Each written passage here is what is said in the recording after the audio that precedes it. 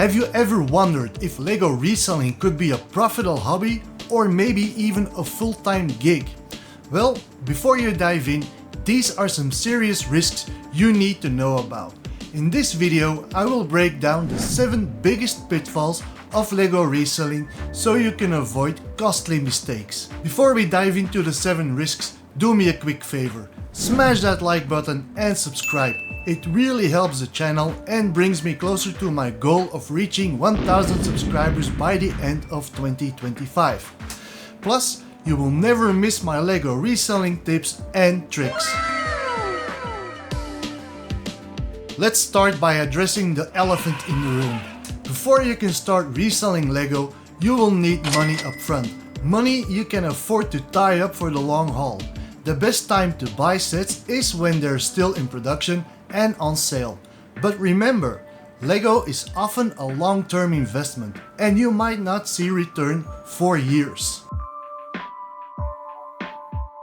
Do you think all LEGO sets are gold? Think again. Before you start buying sets, you will need to do some extensive researching. Not every LEGO theme is valuable. And don't go over the original retail price. I'm thinking of themes like LEGO City and LEGO Friends. These have little to no investment potential if you compare them to themes like, for instance, Star Wars or Harry Potter. The reason that these themes are increasing is that there is a huge fan base behind it. The sets of these themes often also resemble scenes from the movies, exclusive minifigs, or very impressive builds like, for instance, Hogwarts Castle, the AT-AT, the Millennium Falcon, the Death Star. These things directly appeal to collectors and fans. One of the prime examples is the Cloud City set from Star Wars. This set has it all. It resembles a unique location from the Star Wars movies, and from the 7 minifigs included, there are 4 exclusive to the set.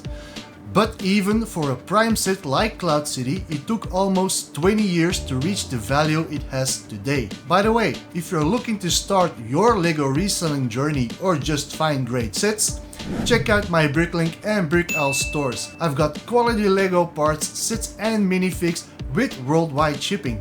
The links are in the description below. Re-releasing doesn't happen often, but it does happen. Re-releasing is when LEGO releases a previously retired set under a new set number. As far as I know, this happened twice. Once with the Taj Mahal and once with the NASA Apollo Saturn V. In both cases, the new release absolutely destroyed the value of the old one, and it took several years for the sets to recuperate from that drop. I personally bought the first Saturn V right before its retirement for investment purposes, and I was absolutely gutted that a year after the retirement exactly the same set came out but under a different set number. Up until this day, both sets have increased a little bit in value, but it's clear to see that they will never reach their full potential.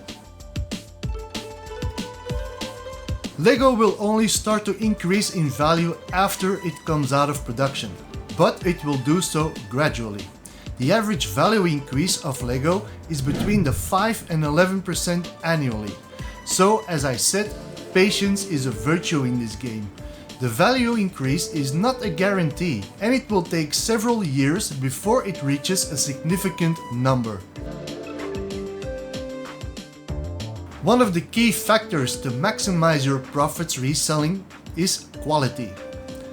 Preferably, you will buy sets in pristine condition, so this means no dents, no cracks and no discolorations. Store your sets off the ground and in a cool and dark environment, for obvious reasons. Keep in mind that the more sets you buy, the more space you will need that meets these conditions. Safely storing 2 or 3 sets might not pose a problem, but try storing 40 or 50 of them. Let's assume that you want to sell a Star Wars set that you held on for a couple of years. You bought it cheap and it really went up in value. For this example, let's say 500 euros. You post it as a listing on eBay or Bricklink or Brickowl or whatever. Months go by and despite it's a very wanted set, it still hasn't sold. Maybe here's why. Let's say your target audience to buy it are Star Wars fans, which is 100%. From these 100%, only half of them are interested in collecting Star Wars stuff, so that's 50%. From these 50%, only 20% are interested in this particular set. And from these 20%, only 1 or maybe 2% is willing to pay 500 euro for it. Bruh. The takeaway here is that the more expensive something becomes, the less people are willing to spend on it. Small or medium-sized sets are easy to ship. Big sets, not so much. Let's take set 75-192 for example, the UCS Millennium Falcon. This thing is 54 by 45 by 39 centimeters and weighs over 13 kilograms, which is massive. It will be a serious challenge to find a sturdy box that fits the set with all the necessary padding to keep it safe, but also think of the shipping cost. If you sold to an international customer, you will pay a massive amount for it, and I'm not mentioning insurance or customs import taxes. Furthermore, nothing can guarantee the set safely and undamaged reaching its destination. In my opinion, this is the biggest risk from this list because it is out of your control once you hand it over to the post office. Have you faced any of these LEGO reselling risks? Or maybe you've discovered a hidden gem of a set that skyrocketed in value? Share your stories in the comments below.